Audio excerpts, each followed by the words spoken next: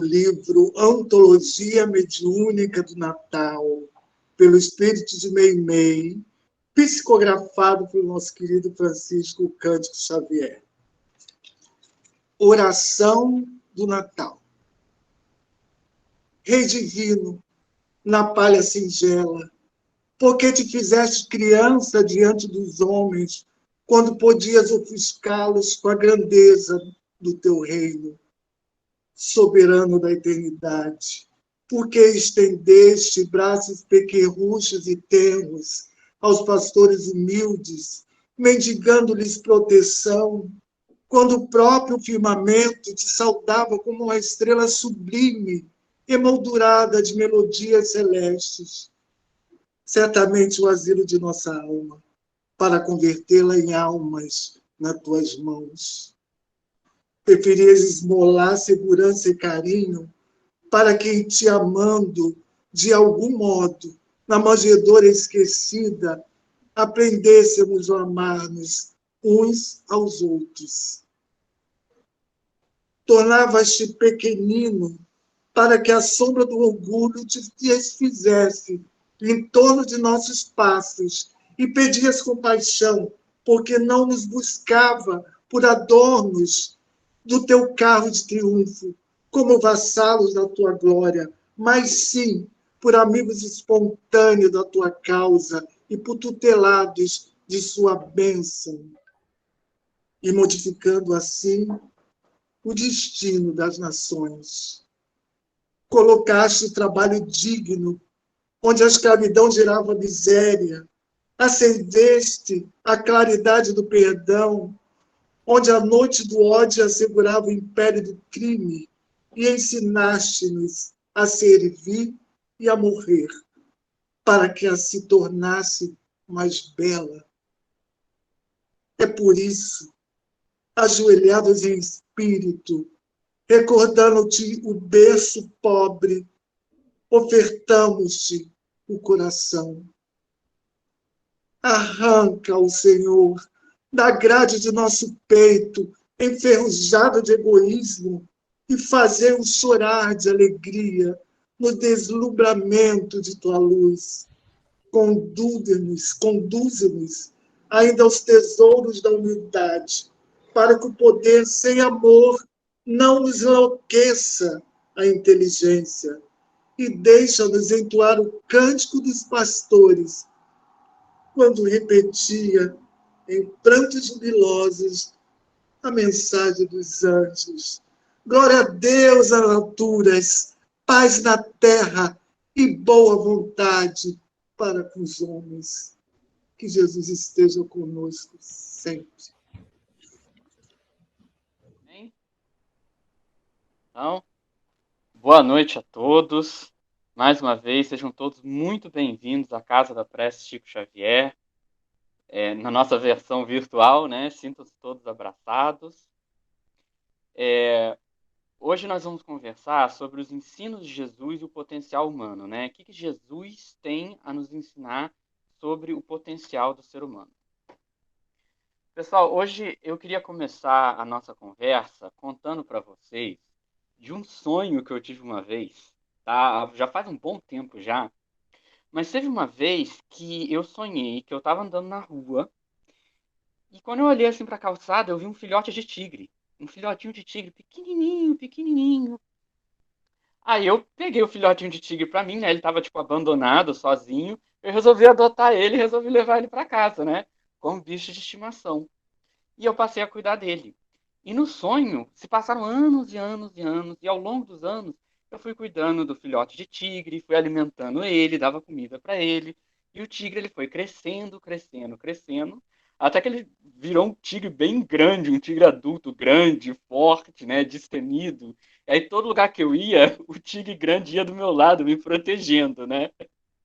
E isso faz a gente pensar, né, sobre o assunto do potencial. Porque o filhotinho de tigre, ele tem o potencial de virar um tigre grande, destemido, né?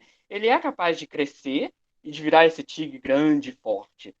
Mas ele só vai chegar lá se tiver alguém para cuidar dele, para proteger dele, para alimentar, né? Tipo assim, se realmente acontecesse de ter um filhote de tigre perdido na calçada da rua, Se ninguém cuidasse dele, ele ia acabar morrendo. E se ele morresse, ele não ia virar esse tigre grande e forte, né? Então vamos pensar assim, esse tigrezinho, ele representa um potencial. Ele tem o potencial de crescer e virar muito grande e muito forte.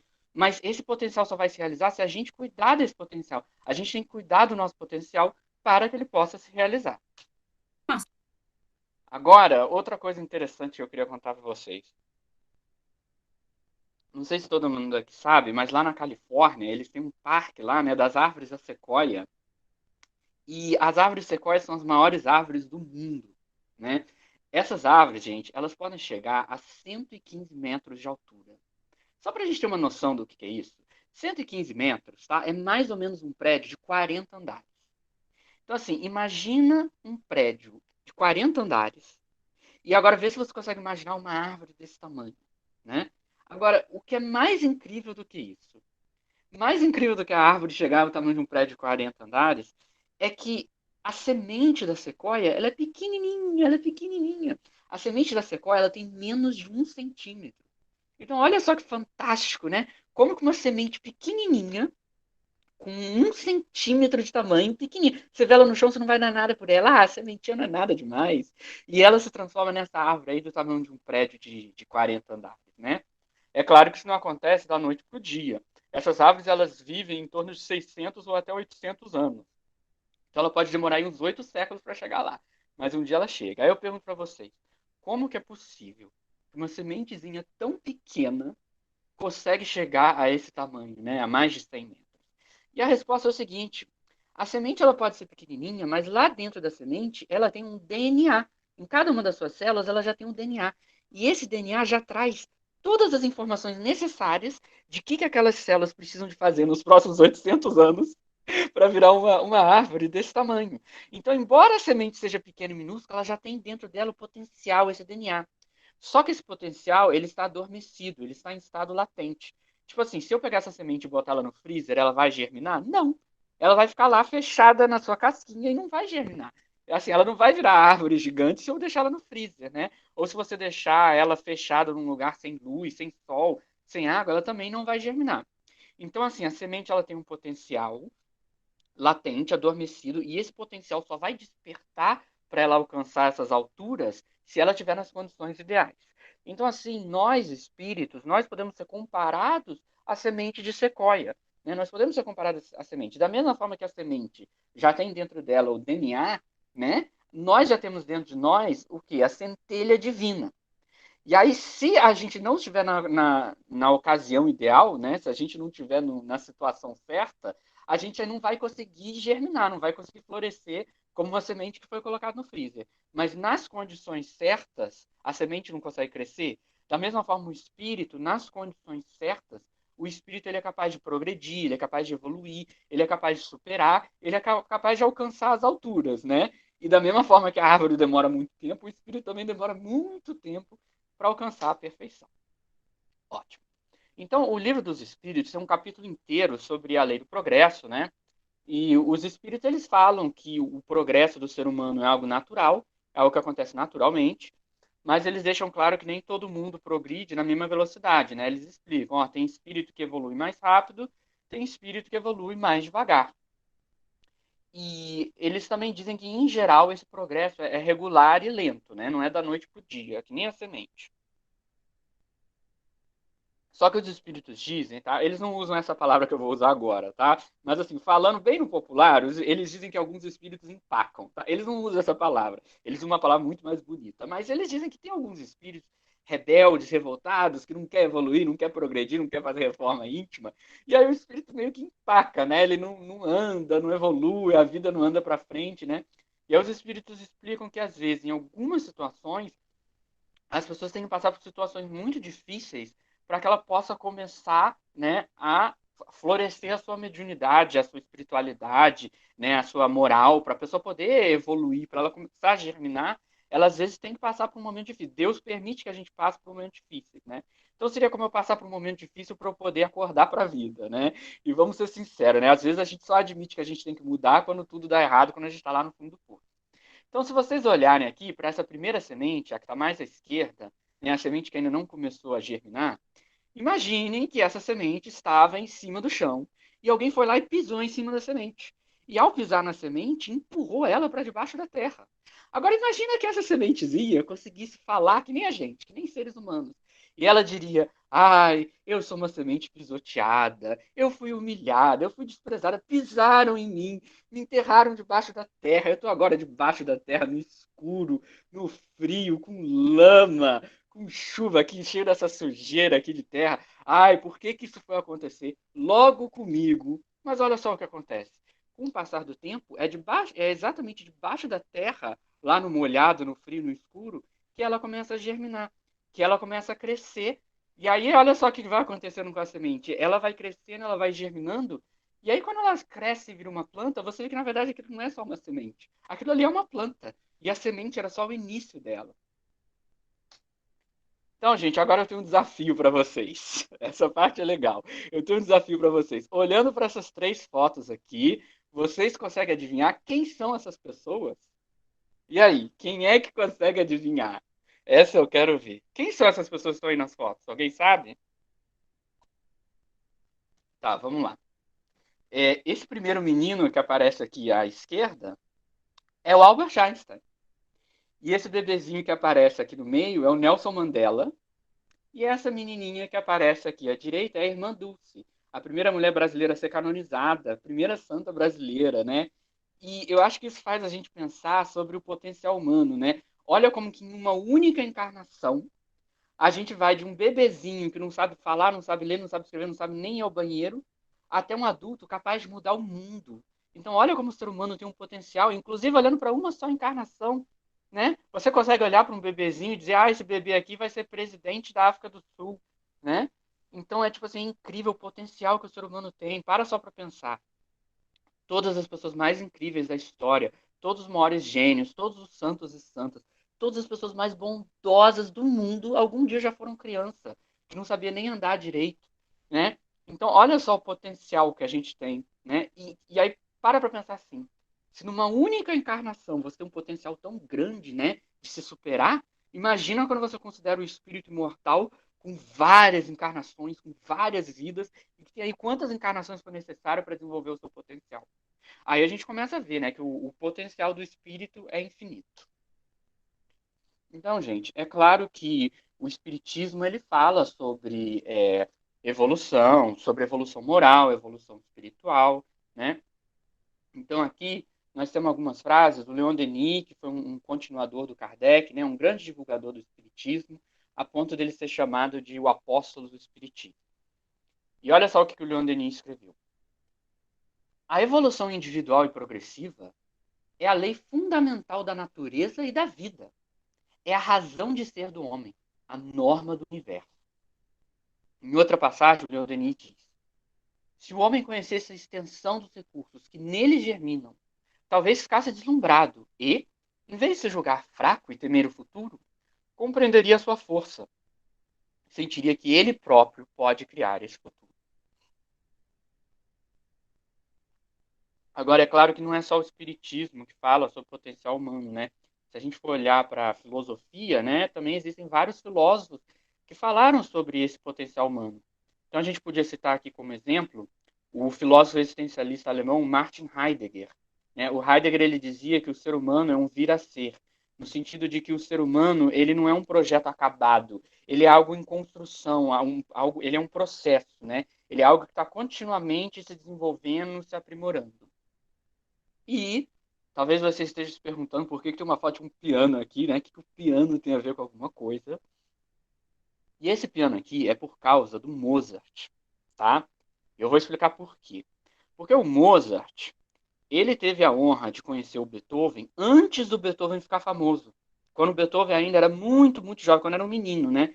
O que acontece? O Mozart era muito mais velho que o Beethoven, né? Bem mais velho. E ele era de outra geração, né?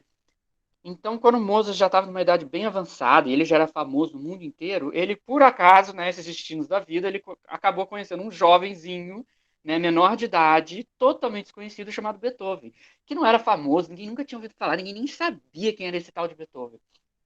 E o Mozart ouviu o menino, né, o Beethoven, tocando piano uma única vez. E só de ouvir aquele menino tocando piano uma única vez, o Mozart disse a seguinte frase. Ele disse: prestem atenção nesse menino. Algum dia o mundo inteiro irá falar sobre ele. Então, olha só que interessante. A gente estava falando sobre potencial humano. O Mozart ele conseguia enxergar o potencial humano, né? Você tem esse olhar, você conseguiu olhar para um jovem e ver tudo que esse jovem poderia ser, né? Só de ouvir ele tocar o piano, você já diz: ah, esse daí nasceu para mudar o mundo, né? E quando a gente leva essa ideia de potencial humano para o espiritismo, aí a escala se alarga.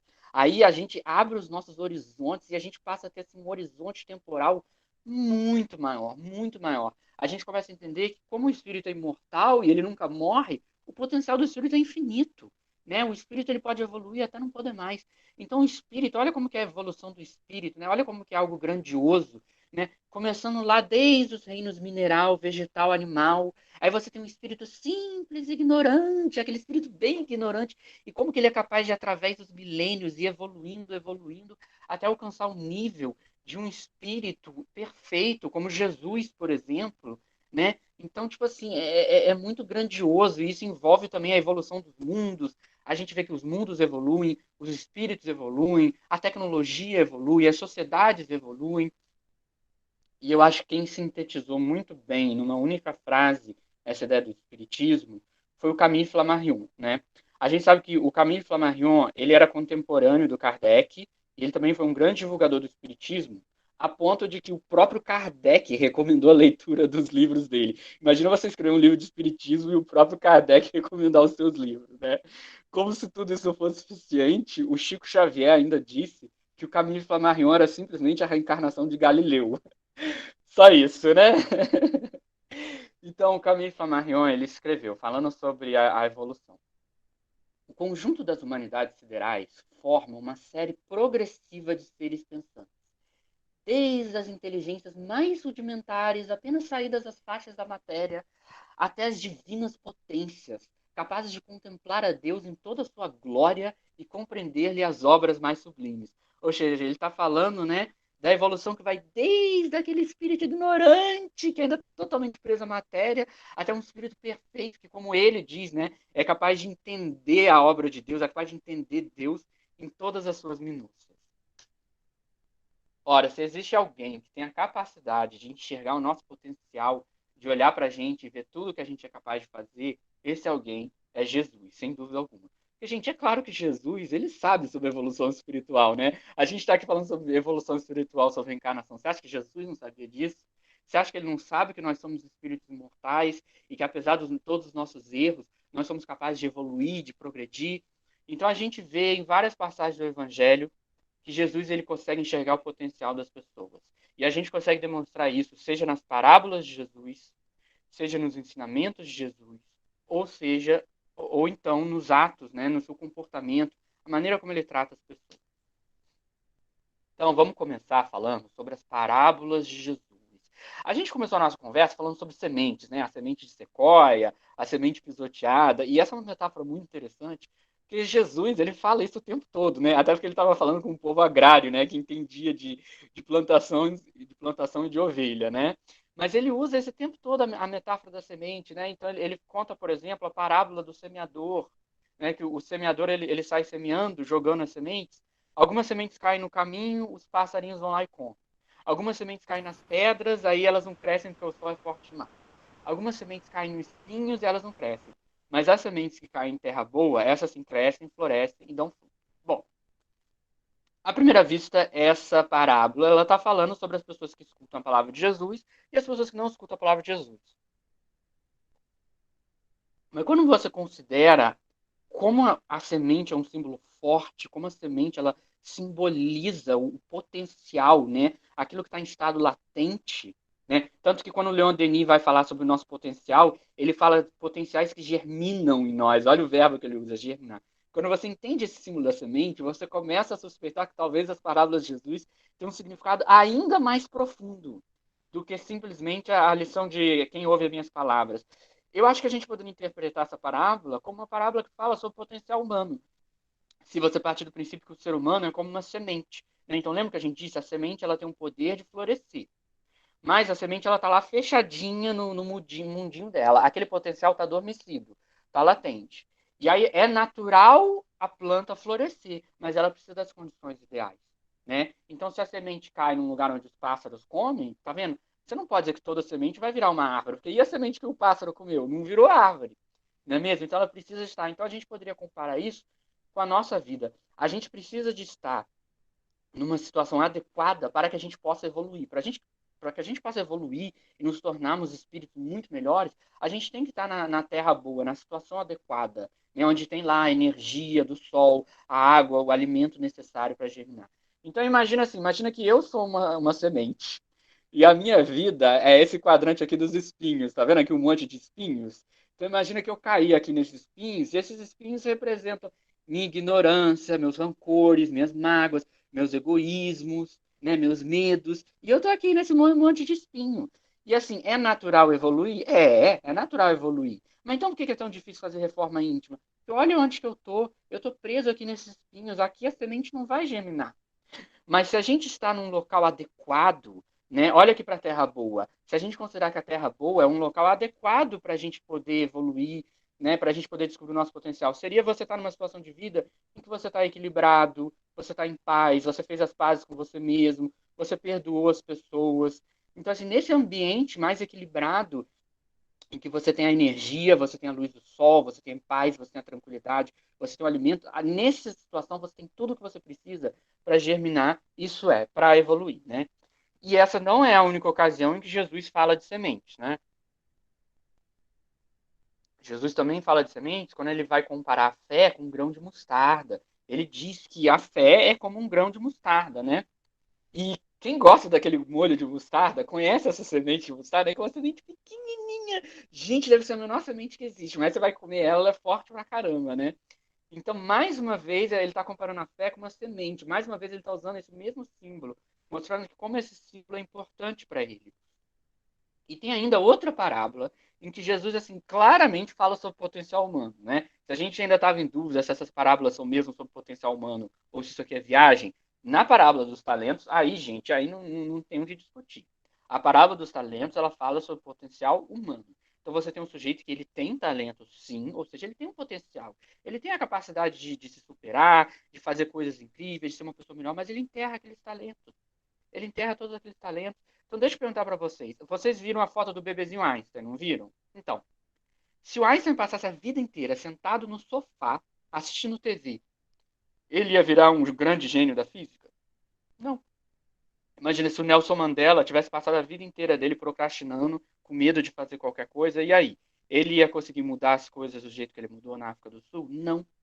Porque não adianta só ter os talentos e dizer, esse menino tem grande potencial.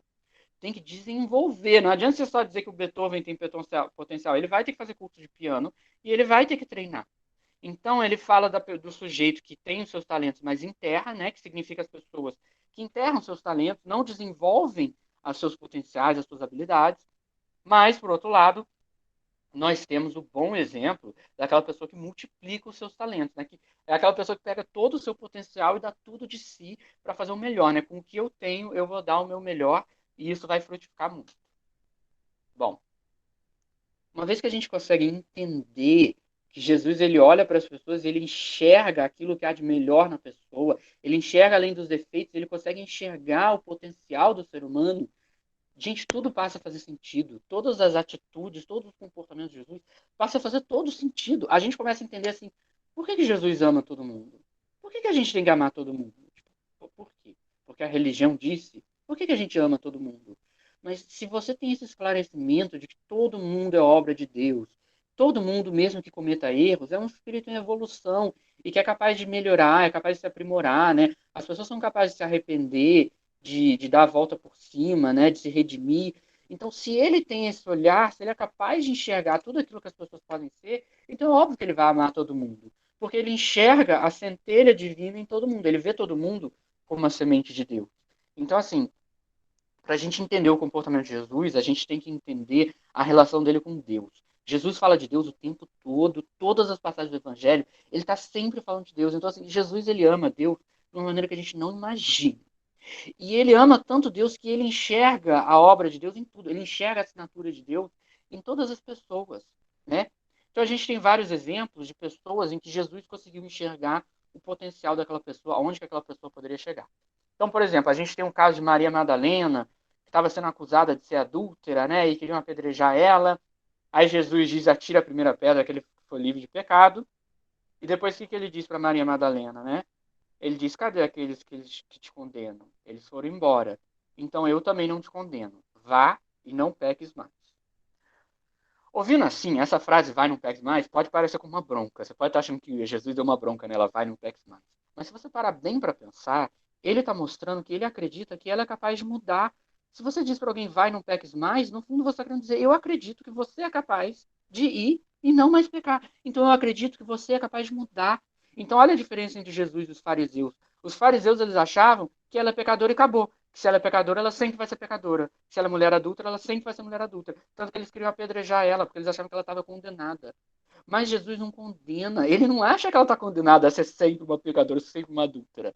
Se ele diz, vai, não peques mais, ele quer dizer, eu acredito em você. Eu acredito que você, eu te amo tanto, eu enxergo tanto a presença de Deus em você, que eu acredito que você é capaz de mudar, de ir e não mais pecar. E o que acontece com Maria de Madalena? Ela se torna uma das maiores apóstolas do cristianismo, tá? Deveriam usar a palavra apóstola para falar dela, porque na hora em que Jesus estava sendo crucificado, todos os apóstolos, com exceção de João, eu acho, que foi o único que estava lá, todos os outros apóstolos homens sumiram. Mas Maria de Madalena estava lá do lado dele quando ele estava sendo crucificado. E depois que Jesus desencarnou, quando ele resolve reaparecer e se materializar enquanto espírito, para quem que é a primeira pessoa para quem que ele aparece? Maria Madalena. Então, olha como ele estava certo em acreditar nela. Olha como ele estava certo em enxergar o potencial dela. Onde todo mundo só viu uma mulher adúltera, ele viu uma apóstola do cristianismo. E Jesus age assim com várias pessoas. A gente tem vários exemplos.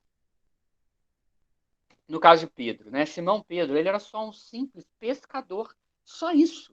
Era um pescador, nada demais. Ele não era tipo assim, ó, eu vou ser o seguidor do Messias. Ele era um simples pescador, né? Ficava lá pescando, pobre, né? E a gente poderia dizer que não só pescador, ele também se considerava pecador, né? Pescador e pecador. E aí Jesus vai lá e olha dentre todos aqueles pescadores lá no mar e ele escolhe um.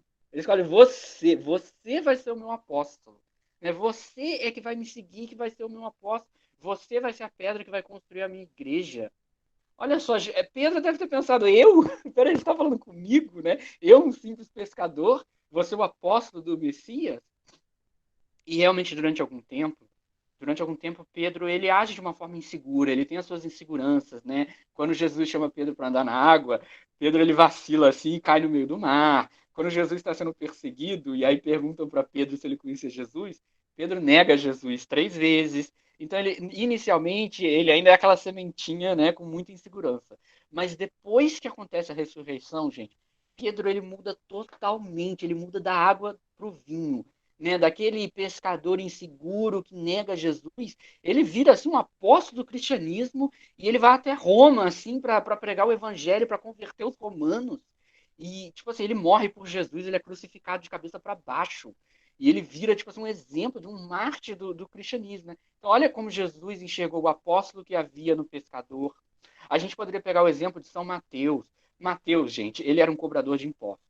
E naquela época, a maioria dos hebreus não gostavam dos cobradores de impostos, tá? Não gostava deles, primeiro porque até hoje em dia as pessoas não gostam de pagar imposto, né? Essa é a verdade.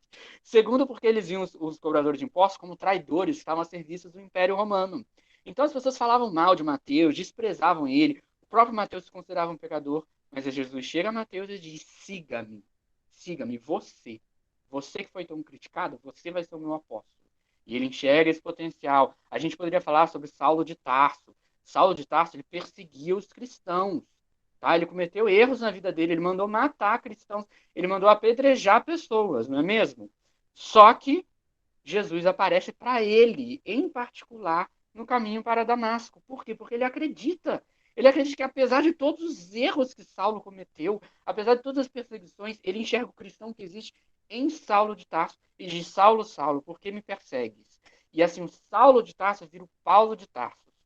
E se eu não me engano, Eu acho que de todos os evangelistas, eu acho que Paulo escreveu mais páginas do evangelho do que todos os outros evangelistas juntos, né? Então, olha como Jesus conseguiu enxergar o potencial nele, né?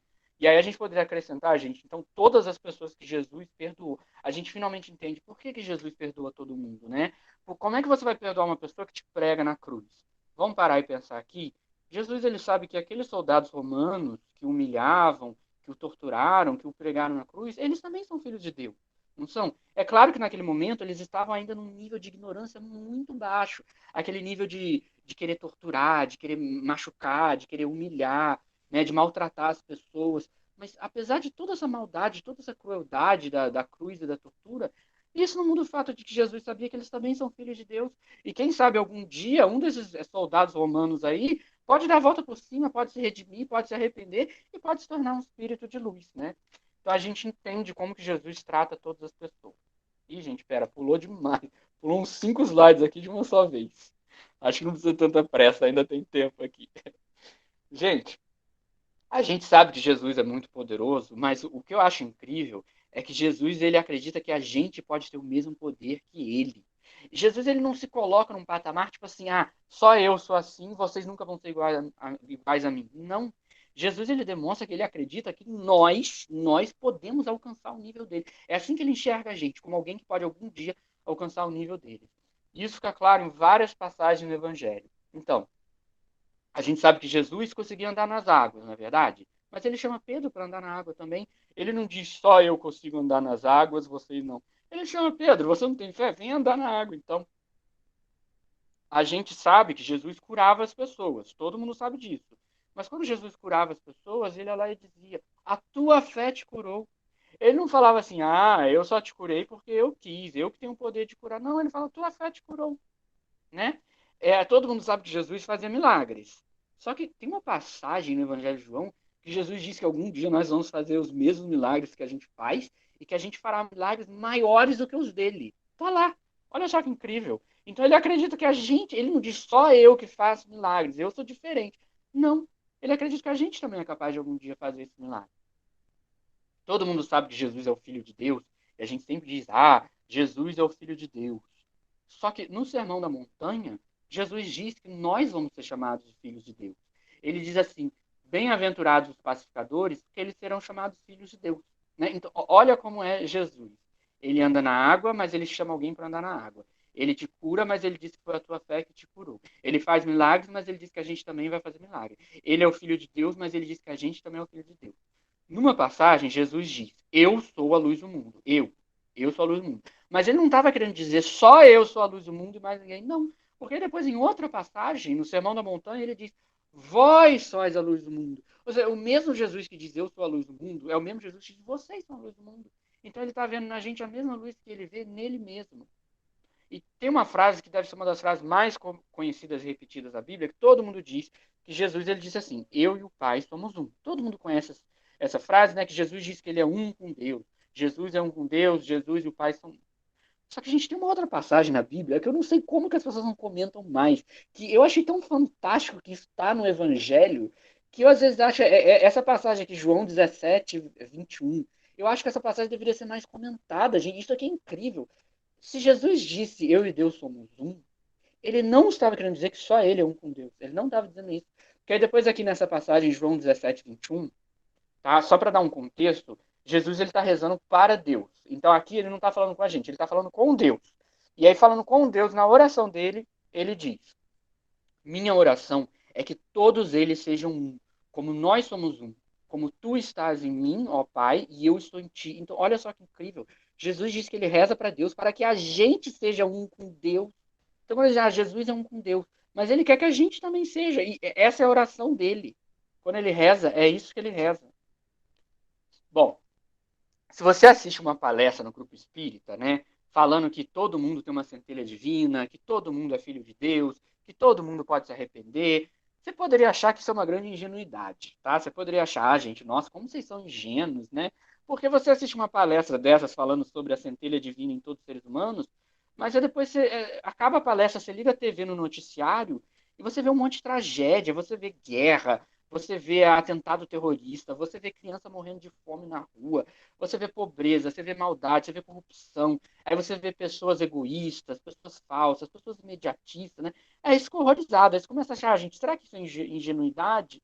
Né, de ficar achando que ser ingênuo, achar que todo mundo é bonzinho, todo mundo é santinho. Aí eu olho para o mundo e eu vejo tanta maldade, e vendo tanta maldade no mundo, você poderia até se perguntar, né?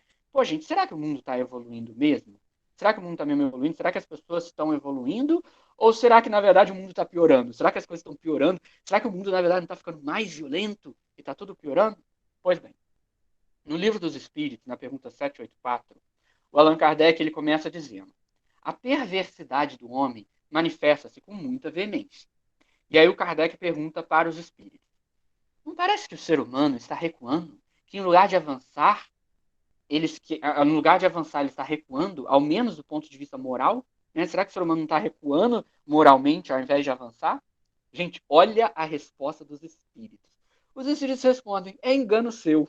A gente quer algo mais direto do que isso. Olha a delicadeza dos espíritos, a delicadeza é engano seu. Você está enganado. Você está enganado. Basicamente, os espíritos dizem assim: você está achando que o mundo está andando para trás e que as coisas estão piores? É engano seu. Observe bem o conjunto e verá que ele avança, pois vai compreendendo melhor o que é o mal e gradativamente corrige os seus abusos. É preciso que haja excesso do mal para fazer ele compreender as necessidades do bem e das mudanças. Então, gente, não é ingenuidade, não é achar que todo mundo é bonzinho. Quando a gente diz que todo mundo tem a centelha divina, não é achar que, então todo mundo é santinho. Não é isso, gente. É entender que apesar dos erros, apesar das imperfeições do ser humano, o ser humano é obra de Deus. Então, assim, vamos lá. Jesus não era ingênuo. Quando a gente diz que Jesus enxergava a assinatura de Deus em todos os seres humanos, a gente não está dizendo que ele era um idealista ingênuo, ele acha que todo mundo é bonzinho, todo mundo é santinho. Jesus não era ingênuo, tá? Tanto que ele não era ingênuo, que Jesus, ele não confiava em Judas. Ele ama Judas e ele perdoa Judas. Mas ele sabia que Judas ia trair ele. Ele sabia disso. Tanto que na última ceia, né, que a gente vê aqui o quadro do Leonardo da Vinci, na última ceia, Jesus diz: em verdade vos digo que um de vós há de me trair. E aí depois ele diz: aquele para quem eu der esse pedaço de pão é quem vai me trair. Aí logo depois ele dá o pedaço de pão para Judas. Então isso mostra o seguinte: Jesus não era ingênuo. Ele sabia que existia traição, que existia mentira. Ele sabia que Judas ia mentir para ele e ia trair ele. Mas, mesmo assim, ele perdoou Judas. Tá?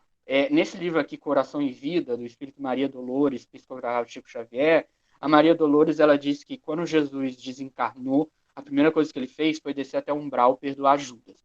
Então, assim, Jesus não é ingênuo, ele sabe que existem os erros humanos, sim, os seres humanos cometem erros, sim, existe mentira, traição, violência, mas nada disso apaga, né, a essência humana que é ser uma centelha divina. Né? Então, pensa só, os erros dos seres humanos existem, mas os erros dos seres humanos são temporários. Eles só existem nesse nível atrasado de evolução em que a gente é ignorante. Tá? Mas essa ignorância não dura para sempre. Enquanto os nossos erros são temporários, eles duram só enquanto a gente está nesse nível baixo de evolução. Por outro lado, a centelha divina é para sempre. O fato de que a gente é filho de Deus, obra de Deus, é eterno, é para sempre, para sempre. Então, gente, olha como que Jesus enxerga o mundo. Ele sabe que existem guerras, que existem defeitos, né? Ele não está passando a mão na cabeça. Quando ele diz vai, não peques mais, é porque você pecou, se ele fala algo assim. Né? Mas ele acredita na gente. Por outro lado, se ele diz ame o próximo como a si mesmo, é porque ele acredita que a gente é capaz de amar o próximo como a si mesmo. Se a gente não fosse capaz, para que ele ia trazer esse ensinamento? Né? Então, apesar de todos os erros, apesar de saber que o ser humano erra, que o ser humano trai, que a gente tem tanta tristeza, tanta violência, tanta raiva no mundo, apesar de tudo isso, ele ama e perdoa, ele enxerga aquilo que o ser humano tem de pior, aquilo que o ser humano tem de melhor. Né? Ele olha além dos defeitos e enxerga aquilo que o ser humano tem de melhor. Né? Tanto que ele nunca abandonou a gente, né? Ele nunca falou assim, gente, esse mundo aí tá uma bagunça, eu vou abandonar vocês. Ele nunca abandonou a gente. Né? Então ele enxerga além dos defeitos, além do pecado, e ele vê a centelha divina que existe na pessoa. Isso porque Jesus tem fé no ser humano. Veja bem, se eu dissesse que Jesus tem fé em Deus, eu ia estar chovendo no molhado. Todo mundo aqui sabe que Jesus tem fé em Deus. E, gente, ter fé em Deus é fácil, porque Deus é infinitamente bondoso. Deus é infalível, Deus é onipotente. Fácil ter fé em Deus. Ele é infalível. Agora, vai ter fé no ser humano falível. Vai ter fé em Deus no ser humano que não é onisciente, não é onipotente, não é infinitamente bondoso, não é infinitamente justo e misericordioso. Aí é muito mais difícil. Então, mais incrível não é dizer que Jesus tem fé em Deus, mas que ele tem fé no ser humano. Ele acredita que o ser humano é capaz de mudar. Por isso que ele veio para cá. Ele não teria vindo para cá se ele achasse que a gente não conseguisse, né? Que a gente não conseguisse mudar. Então, o que nós podemos aprender com Jesus, com esse olhar de Jesus? Bom, eu acho o seguinte. Primeiramente, eu acho que com Jesus a gente pode aprender a amar a nós mesmos. Porque Jesus disse que a gente deve amar o próximo como a si mesmo. Mas olha essa frase, amar o próximo como a si mesmo. Se eu não amo nem a mim mesmo, como é que eu vou amar o próximo? Como é que eu vou amar as pessoas, sabe? Como é que eu vou pregar a paz para as pessoas se eu mesmo não tenho paz interior? Que paz que eu vou oferecer para as pessoas, né? Jesus disse: Eu vos dou a minha paz, mas ele tem paz para oferecer. Mas se eu não tenho paz interior nenhuma, eu estou sempre em conflito comigo mesmo, eu sinto raiva de mim mesmo, que paz que eu vou oferecer para as pessoas, né? Se eu não tenho nenhuma alegria de viver, né? Como é que eu vou sorrir para as pessoas? Então eu tenho que estar bem comigo mesmo, eu tenho que estar em paz para eu poder sorrir, para eu poder ajudar as pessoas, para eu poder amar as pessoas, eu tenho que amar a mim mesmo. E quando a gente fala de potencial humano, como é que eu vou enxergar o potencial nos outros se eu não enxergo o potencial nem em mim mesmo? Se eu não acredito nem que eu sou capaz de melhorar, se eu não consigo enxergar isso em mim mesmo, como é que eu vou enxergar isso nos outros, né? Então eu acho que a gente deve enxergar essa centelha divina dentro de nós mesmos. Em primeiro lugar, é a gente ser capaz de dizer: eu sou filho de Deus, eu sou obra de Deus, eu fui criado por Deus, tudo que Deus faz tem um motivo. Se Deus me criou, algum motivo tem. Algum motivo tem, porque ele não está criando espírito aleatoriamente. Então eu faço parte do universo que Deus criou, eu faço parte da obra de Deus, nós somos a obra de Deus, eu faço parte dos planos de Deus. Os planos de Deus não é algo lá longe, nós fazemos parte do planejamento de Deus. Né? Cada um contribui da sua forma. E é importante ressaltar que dizer amar a si mesmo, né, dizer eu sou a centelha divina, isso daí não é vaidade. Não é vaidade. Amor próprio não é a mesma coisa de vaidade. Por quê? Porque vaidade seria eu achar que eu sou melhor do que os outros, eu achar que eu sou superior do que os outros. Então, tipo assim, quem é vaidoso está sempre se comparando com os outros, né? Quem é muito orgulhoso, muito arrogante, fica o tempo todo se comparando com os outros. Então, vaidade seria eu querer pisar nos outros para dizer que eu sou melhor do que os outros. Isso é arrogância. Mas, gente, quando eu falo que eu sou filho de Deus, eu não estou me colocando acima de ninguém, porque todo mundo é filho de Deus. Se todo mundo é filho de Deus, eu estou me colocando em pé de igualdade com todo mundo. Eu sou filho de Deus, todo mundo é filho de Deus. Eu não estou me comparando, não estou dizendo que eu sou melhor do que ninguém. Mas eu também não estou dizendo que eu sou pior do que ninguém. Eu sou igualmente filho de Deus. Eu não sou melhor do que ninguém, eu não sou pior do que ninguém. Então é bem diferente daquela vaidade de achar que eu sou melhor do que os outros. Né? Quando a gente se reconhece como filho de Deus e reconhece todo mundo como filho de Deus, a gente está colocando todo mundo em pé de igualdade. E aí faz muito sentido essa frase, né? Amar o próximo como a si mesmo, né? Ama o próximo porque o próximo é obra de Deus. Mas ame a si mesmo porque você também é obra de Deus. Quando a gente percebe que Jesus, ele reconhece esse potencial em todas as pessoas, gente, é todas as pessoas mesmo, sabe? Tipo, todo mundo é filho de Deus, não existe exceção. É uma regra sem exceção. Não tem como você falar de alguém que não é filho de Deus. Todo mundo é obra de Deus. O livro dos Espíritos não diz que Deus é a causa primária de quê? De todas as coisas. Se Deus é a causa primária de todas as coisas, então tudo é obra de Deus. Então, quando a gente diz que Jesus ama todas as pessoas incondicionalmente, é todo mundo mesmo, sabe? É sem exceção. Em todas as pessoas, ele enxerga essa centelha divina. E como ele ama todas as pessoas, assim, sem distinção, porque todo mundo é filho de Deus, né? Jesus ele não tem nenhum preconceito. E se a gente for analisar o Evangelho, a gente vê que Jesus ele não tem preconceito contra ninguém. Ele trata todo mundo exatamente da mesma maneira, com o mesmo amor, com o mesmo carinho, com a mesma compaixão. Ele perdoa todo mundo igualmente, ele ama todo mundo igualmente, porque todo mundo é igualmente filho de Deus.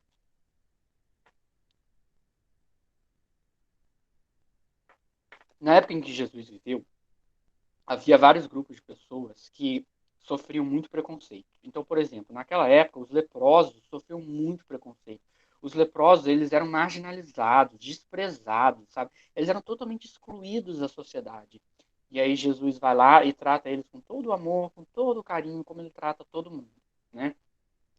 É, tinham pessoas que sofriam muito preconceito religioso, que é o caso dos samaritanos, Tá? Havia uma briga lá entre os hebreus e os samaritanos, e os samaritanos sofreram muito preconceito. Os samaritanos, eles eram acusados de heresia, de blasfêmia. A religião deles era vista como uma religião errada, uma religião de blasfêmia, de heresia. Os fariseus chegavam ao cúmulo a acusar eles de serem ateus, né? Eles eram muito perseguidos. E quando Jesus encontra uma mulher samaritana, como que ele trata ela? Ele trata ela com o mesmo amor que ele trata todas as pessoas.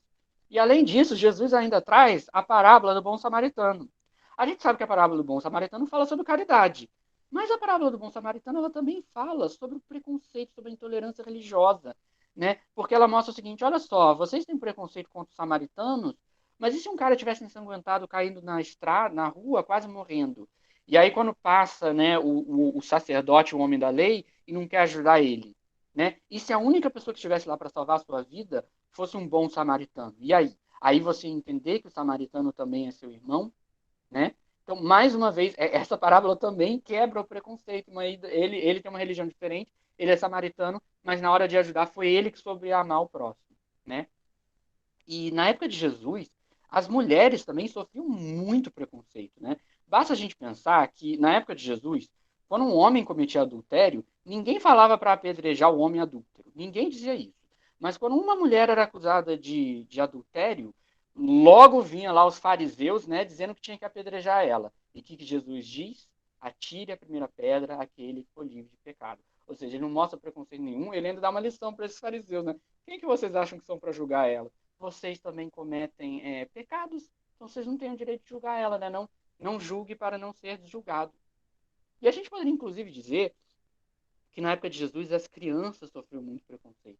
Porque não era que nem hoje em dia, né? Hoje em dia existe direito das crianças, a criança tem uma série de direitos, né? A gente reconhece os direitos da criança e tal. Gente, naquela época não existia nada disso, não existia direito das crianças, as crianças não participavam de nada, as crianças elas eram vistas como sub-humanos, tá? Não tinham direito nenhum.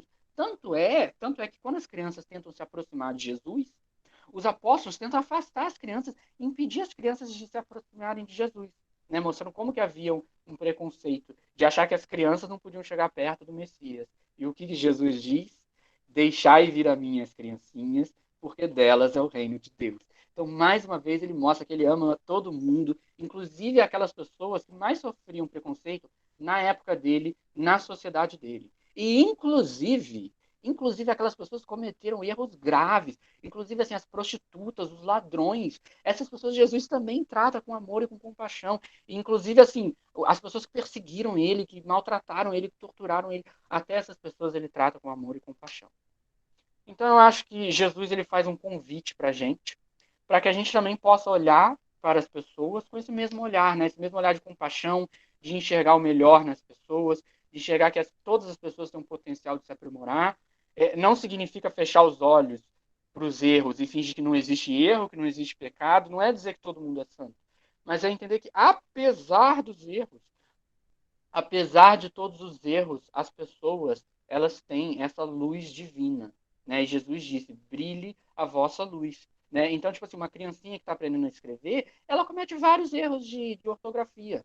Mas, apesar dos erros que a criança comete ao escrever, mesmo assim, você tem fé que aquela criança ela vai aprender e quem sabe algum dia aquela criança vai ser o próximo Machado de Assis, né? A gente não viu lá a foto dos bebezinhos que depois mudaram o mundo?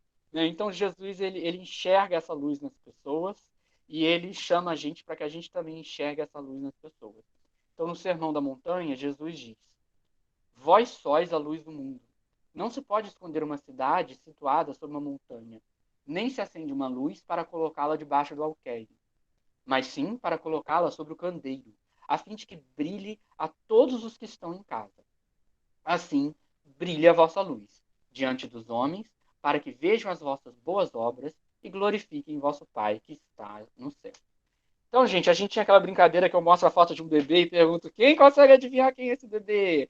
Aqui, mais uma vez, a gente tem a imagem do bebê e eu pergunto para vocês: quem é que consegue adivinhar quem é esse bebê que está nascendo aqui no estábulo, né? Vocês conseguem enxergar o potencial desse bebê? Será que ele consegue mudar o mundo, né? Pois bem, os três reis magos, eles conseguiram. Eles enxergaram, né? Eles conseguiram enxergar todo o potencial e eles olharam para o bebê, né, com aquele sentimento, né? Fica de olho nesse menino porque algum dia todo mundo vai falar nele. A gente começou essa reunião, né, antes da apresentação aqui, a Lu, ela fez uma leitura que falava sobre o nascimento de Jesus, né? E eu ia falar a mesma coisa, né? E na leitura da Lu, ela falou, né, que no dia em que Jesus nasceu, os anjos, né, que são os espíritos perfeitos, cantaram, né, glória a Deus nas alturas e paz na terra. Né? Então, gente, um Feliz Natal para todos vocês. Muito obrigado e que a paz do Mestre Jesus esteja com todos nós.